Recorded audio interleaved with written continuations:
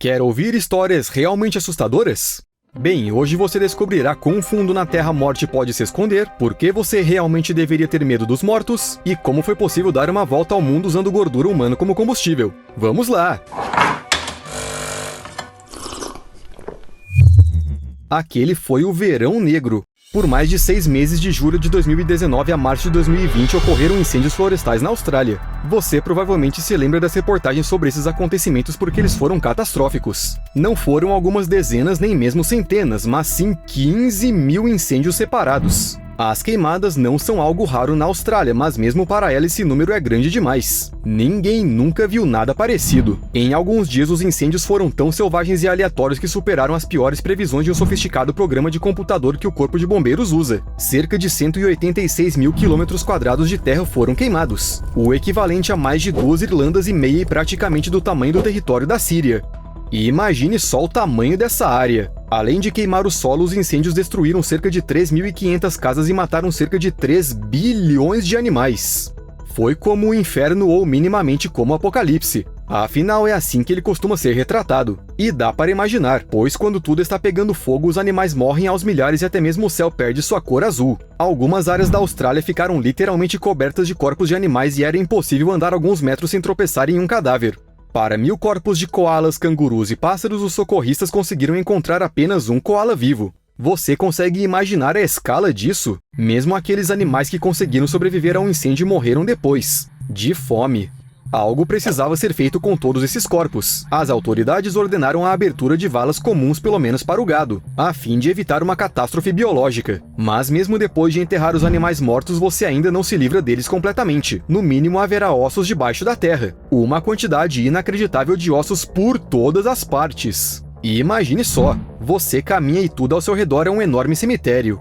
Na verdade, a ideia de enterrar animais não é das melhores. E não é só porque tudo ao redor vira um cemitério. Sim, se simplesmente deixarem os corpos apodrecendo ao ar livre, isso pode ser um verdadeiro risco de biossegurança. Mas por outro lado, os cadáveres são alimento para os predadores e tiram sua atenção dos herbívoros restantes, o que permite que estes últimos sobrevivam. Além disso, os corpos dos animais mortos são alimento para insetos que estão envolvidos na polinização e que ajudam a restaurar a terra após os incêndios. Você por acaso acha que as vespas que voam de flor em flor se recusariam a comer carne se surgisse a oportunidade? Um cadáver costuma ser tão nutritivo para o solo que geralmente se forma um halo de vegetação ao seu redor, que dura alguns anos. Parece algo muito bom para terras danificadas pelo fogo. No entanto, há um problema sério com o enterro de corpos. Se feito de forma incorreta, pode contaminar o lençol freático e isso é mortal não só para os animais sobreviventes, mas também para os humanos. Há também problemas menos óbvios. Alguns animais de fazenda não morreram durante os incêndios, mas ficaram tão feridos que era preciso sacrificá-los. O que foi feito, é claro, já que não era mais possível ajudar os pobrezinhos, restava apenas acabar com seu sofrimento.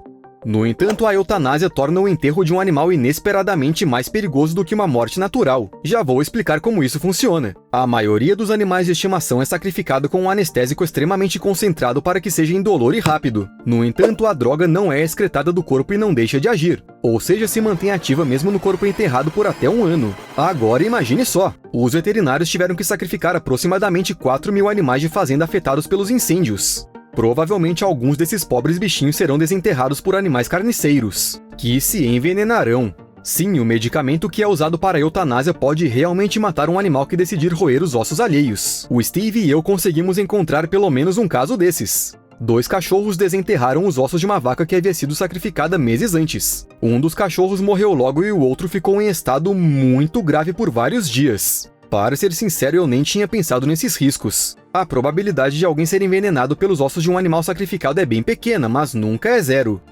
Outra desvantagem de enterrar animais é que doenças perigosas podem se esconder no corpo e podem ser facilmente transmitidas por gatos, raposas e basicamente por qualquer animal que se interesse pelo cheiro de decomposição. E lembra dos halos de plantas ao redor dos corpos? Nele nascem não só uma bela grama e algumas florzinhas, mas também ervas daninhas que se multiplicam com uma rapidez terrível. Imagine o trabalho para se livrar delas. Entre os insetos que se alimentam de cadáveres existem espécies que fazem mais mal do que bem. Por exemplo, vespas que exterminam outros insetos. Além disso, se não houver muitos animais carniceiros, os cadáveres podem permanecer intocados por mais tempo do que deveriam, o que significa que a probabilidade de uma contaminação se desenvolver em seu interior aumenta. Porém, enterrar corpos pode ser comparado a mandar lixo para um lixão. A decomposição será lenta e, como resultado, não haverá um produto final. Mas o que fazer, então? Afinal, enterrar é perigoso. Não enterrar também é perigoso. Onde colocar os animais mortos, então? Na verdade, há uma alternativa: a compostagem de cadáveres. Não dá para negar que não soa muito bem, mas a compostagem acelera a decomposição de uma forma ecológica. A compostagem mata a maioria dos patógenos em vez de escondê-los na terra. Ela também suprime odores desagradáveis e não atrai animais carniceiros. O resultado é um material que pode fertilizar o solo com eficácia, mas a compostagem leva muito tempo e requer o cumprimento rigoroso de todas as regras. É preciso uma certa temperatura, uma certa umidade para garantir que todos os patógenos sejam destruídos e que os odores sejam suprimidos. Mas o mais interessante é que a compostagem é uma boa alternativa não só para animais mortos, mas também para humanos. Sim, essa é uma prática ainda mais controversa, porém tem suas vantagens. A população do planeta está aumentando e há cada vez menos lugares para cemitérios. E nos próprios cemitérios os lugares também acabam. Além disso, cada lugar custa muito dinheiro. Uma alternativa é a cremação, porém as coisas também não são tão simples aqui. Cada cremação libera cerca de 50 kg de dióxido de carbono na atmosfera, além de toxinas nocivas. Aproximadamente 170.800 pessoas morrem na Terra todos os dias. Se de repente decidirem cremar todas elas, o planeta provavelmente ficará sufocado. A compostagem elimina esses problemas. Na verdade, tudo está longe de ser tão terrível e bárbaro quanto parece. Primeiro, o corpo é colocado em um recipiente contendo uma mistura de terra, lascas de madeira, palha e alfafa. Quando a decomposição começa, a atividade microbiana cria calor, e isso acelera o processo e elimina os micróbios da mistura. Com o tempo, após cerca de 4 semanas, a pessoa se transforma em 760 litros de solo nutriente.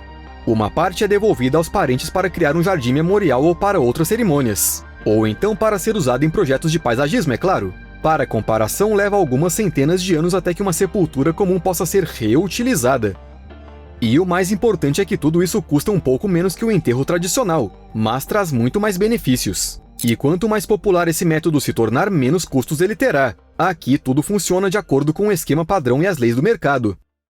A propósito, espero que você não esteja comendo nada, porque a compostagem está longe de ser a única forma de reaproveitar cadáveres. Pode soar um pouco estranho, mas os ossos de animais podem ser um bom combustível. Sim, eles são compostos principalmente de cálcio, que não queima. Porém, cerca de 10% do tecido ósseo é gordura, e é isso que funciona como um excelente combustível. A princípio, será necessário um pouco de lenha para aquecer os ossos, mas depois, o fogo derrete a gordura e a gordura alimenta o fogo. O calor é liberado. A fumaça também é liberada, mas dizem que não cheira tão mal quanto parece à primeira vista. O mais importante é que a fumaça não caia sobre você, senão o cheiro pode persistir por alguns dias.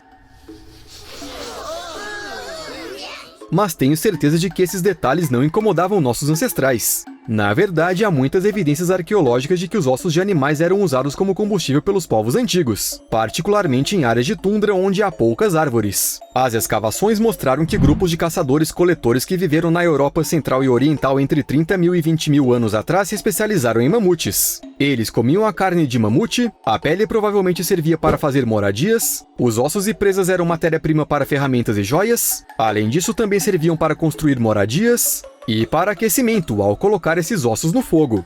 Talvez tenham sido os humanos um dos principais motivos da extinção dos mamutes. Quer dizer, claro que as mudanças climáticas e a escassez de comida tiveram seu papel, mas as pessoas também podem ter exagerado. Elas consumiram demais esses gigantes peludos e eles acabaram desaparecendo.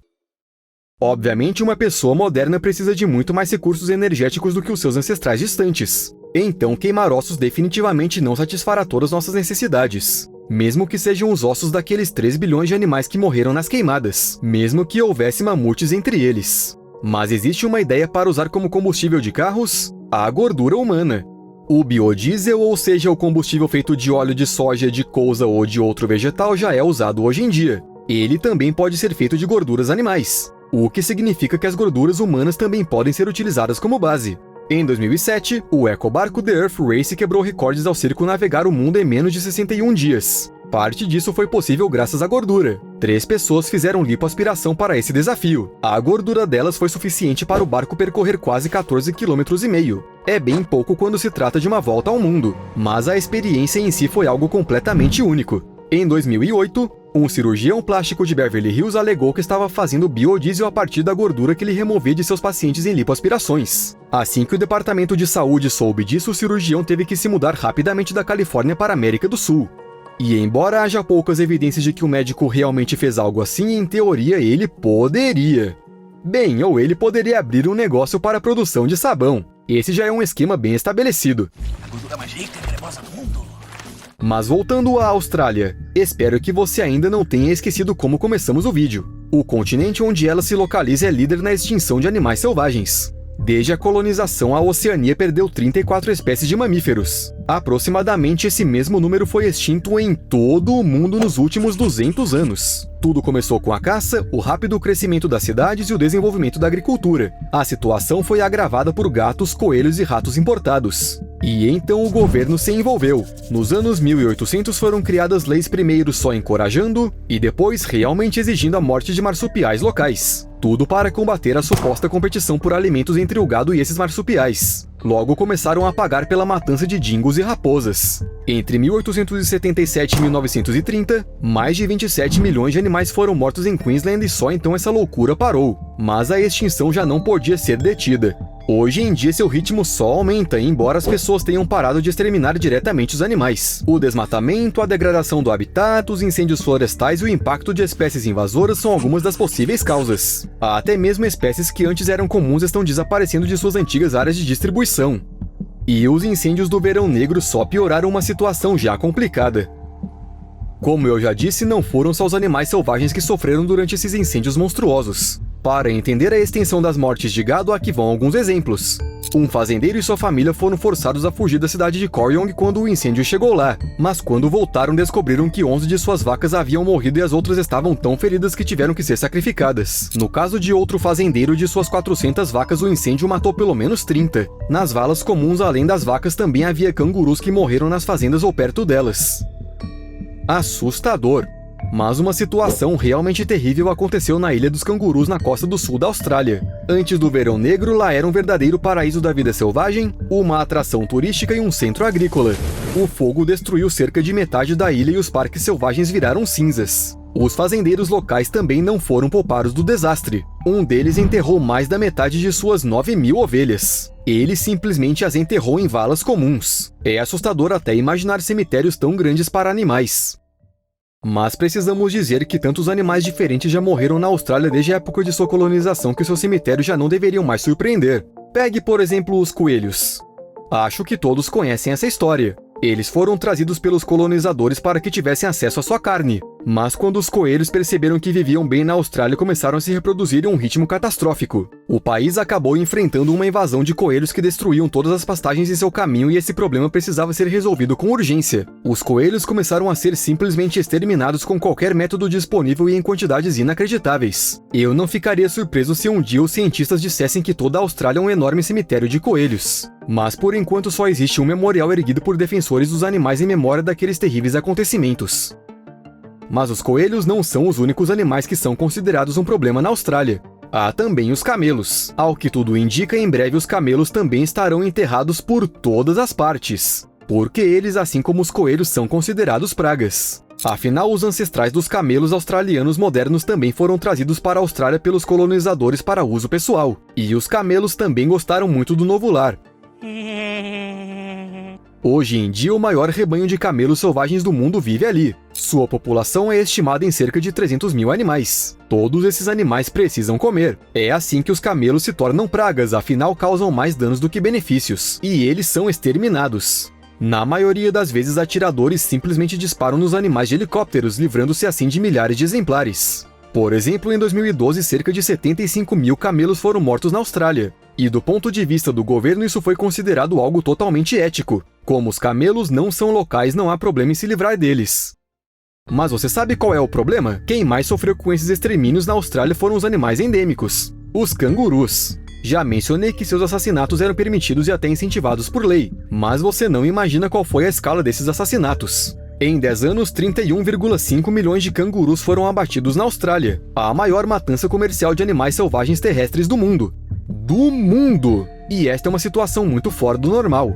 Por um lado, os cangurus, como todos os animais selvagens locais, são protegidos. Matá-los é crime. Mas isso não impede as pessoas. Os criadores de gado dizem que os cangurus destroem cercas, criam situações perigosas nas estradas e competem com suas ovelhas e vacas por comida e água. Os cangurus prejudicam até a terra e sua biodiversidade. Não sei como eles conseguem fazer isso, levando em consideração o fato de que ninguém trouxe os cangurus para a Austrália. Mas é fato, os animais continuam sendo mortos e muitos acreditam que isso é justificável, e quem sabe até útil para outras espécies. Mas os próprios cangurus não têm culpa de nada. Não são eles que interferem na vida das pessoas, e sim as pessoas que se espalham e simplesmente privam os cangurus de seu habitat. Então é claro que eles começam a competir com as ovelhas e pulam no meio das estradas sem querer. Mas o que mais eles podem fazer quando as pessoas e suas fazendas estão literalmente em toda parte? Tudo isso é mesmo muito triste. Mas a terra da Austrália está realmente cheia de ossos de animais que morreram lá. Porém, as pessoas nem sempre são as culpadas por isso. E os cadáveres nem sempre são perigosos. Na verdade, a crença de que qualquer pessoa morta é uma ameaça em potencial nada mais é do que um mito. As pessoas, em princípio, sempre tiveram medo da morte e criaram muitas superstições em torno dela. Por exemplo, você já deve ter ouvido falar que os corpos das vítimas de desastres naturais aumentam o risco de epidemias. Mas não há nenhuma evidência científica para isso. Além disso, os cientistas acreditam que os cadáveres representam um risco menor de infecção do que as pessoas vivas. E há lógica nisso, afinal é pouco provável que uma pessoa morta espirre em alguém, por exemplo. Até o final do século XIX, médicos e cientistas supunham que as doenças se espalhavam junto com os maus cheiros. E um cadáver tem um cheiro nojento, o que significaria que é potencialmente mortal. Essa crença tem até um nome: teoria miasmática. Mas essa teoria até teve suas vantagens. Foi graças a ela que as pessoas começaram a usar ativamente a rede de esgoto. Afinal, ela eliminava os odores desagradáveis e, portanto, as doenças. Existem micro-organismos que são responsáveis pela decomposição, porém muitas pessoas acreditam que eles também são responsáveis pelas doenças. Mas há um detalhe: eles não são. Esses carinhas não fazem nada de errado e não são patogênicos.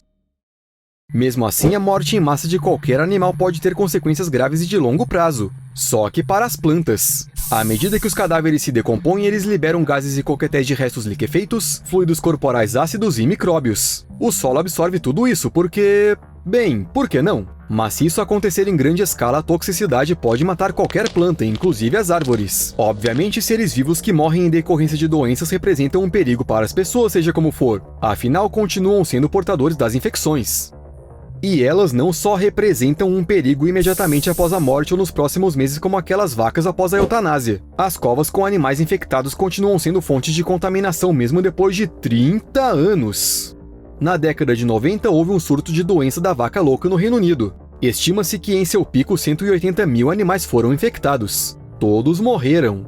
Devido à falta de capacidade dos incineradores para descartar adequadamente os animais infectados, mais de 6 mil vacas foram enterradas em valas comuns em quase 60 locais em todo o país. Dá para pensar que depois de enterrado tudo acabou, mas pesquisas posteriores mostraram que as medulas espinhais infectadas não foram amputadas antes do enterro como deveria ser, e portanto os patógenos podem ter sido carregados pela água da chuva através do solo. Por causa disso, aquíferos perto das covas podem ter sido contaminados. E isso leva à contaminação das águas subterrâneas, ao risco de novos surtos da doença entre as vacas, os quais podem levar à contaminação de humanos. Para pegar a doença da vaca louca, uma pessoa só precisa comer um pouco de carne infectada. Resumindo, as perspectivas são alarmantes e não está totalmente claro o que fazer com tudo isso. Mas e quanto ao aparecimento de zumbis? As vacas não têm nada a ver com isso. Esta é uma história sobre Visons e você já deve ter ouvido falar dela. Para tentar conter a propagação do coronavírus, a Dinamarca decidiu se livrar de 17 milhões de animais criados em fazendas. E tudo porque 12 pessoas foram infectadas com uma cepa mutante do vírus que foi transmitida de um humano para um Vison e vice-versa. Foi uma medida de prevenção. Na época, todos ficaram horrorizados. Mas imagine o quanto todos ficaram assustados quando os Visons começaram a sair das covas. Vários milhares de animais enterrados em um campo de treinamento militar a cerca de 2 metros de profundidade começaram a sair do solo como zumbis. Os cientistas explicaram tudo bem rápido com motivos naturais. Devido à decomposição, formaram-se muitos gases que empurraram os corpos para cima. A terra no local era muito leve e os pobres Visons não foram enterrados fundo o suficiente, ou seja, nada de apocalipse zumbi. Para conter os Visons que haviam saído das covas, mais terra foi jogada em cima deles, embora houvesse propostas para desenterrar os animais e queimá-los. Você sabe, né? É assim que lidam com todos os tipos de espíritos malignos. E com o coronavírus. No entanto, médicos e pesquisadores argumentaram que não havia ameaça de contrair Covid-19 de visões já mortos e enterrados, mesmo levando em consideração o fato de haver um lago próximo. Eu gostaria de acreditar nisso, porque existem vírus que não estão nem aí para o passar do tempo. E nem estou falando da doença da vaca louca, embora os prions sejam muito resistentes. Este é o Pitovírus sibericum. Ele é um vírus gigante. Foi descrito em 2014 e é o maior vírus conhecido até o momento. Mas o mais importante aqui, claro, não é seu tamanho. O que acontece é que esse vírus foi encontrado no permafrost siberiano a cerca de 30 metros de profundidade, onde esteve por 30 mil anos em estado de sono profundo sem infectar ninguém. E imagine só, a última vez que o vírus gigante encontrado estava ativo foi quando nossos ancestrais ainda esculpiam estatuetas em pedra de mulheres no Paleolítico. Depois disso, o Pitovírus sibericum congelou e ficaria mais tempo ali no solo se não tivesse sido desenterrado e descongelado em laboratório por cientistas franceses. Eles descobriram que o frio não teve nenhum efeito sobre o vírus e ele continuou capaz de infectar como se nada tivesse acontecido. Depois de 30 mil anos! Às vezes não me lembro como fazer meu trabalho depois de um mero fim de semana, mas esse cara conseguiu fazer isso mesmo depois de tanto tempo. Testes mostraram que o vírus ataca amebas, que são organismos unicelulares, mas não infecta humanos ou animais. Esses testes foram realizados em 2014, e como ainda não ouvimos nada sobre uma epidemia vinda do Paleolítico Superior, podemos relaxar um pouco. Mas só um pouco. Não direi nada de novo. Afinal, todos já sabem que o permafrost está derretendo gradativamente e vai saber quantos vírus adormecidos ele esconde. É bem possível que exista algum que prefira humanos em vez de amebas, e nenhum laboratório será necessário para descobrir isso. A boa notícia é que provavelmente nem todos os vírus são tão fortes e resistentes quanto o Pitovírus sibericum. A má notícia é que não temos ideia de quais patogênicos estão realmente escondidos no permafrost. Esta é potencialmente uma surpresa muito desagradável. Um exemplo simples. Em 2016, uma epidemia de antrax se espalhou pelo território do distrito autônomo da Yamalya-Nenetsia, na Rússia, em pleno século XXI. O verão estava muito quente e o permafrost descongelou mais do que o normal e os cervos ingeriram sujeira contaminada com bactérias junto com as plantas. Na ocasião, cerca de 2.000 cervos morreram, 72 pessoas foram hospitalizadas e uma faleceu. Talvez saibamos muito menos sobre vírus e bactérias do que deveríamos saber. E no futuro ainda nos depararemos com o que está realmente escondido debaixo da terra. Não necessariamente será na Austrália ou no permafrost. E embora tudo isso seja assustador, a natureza é uma coisa muito interessante mesmo assim. Até mais!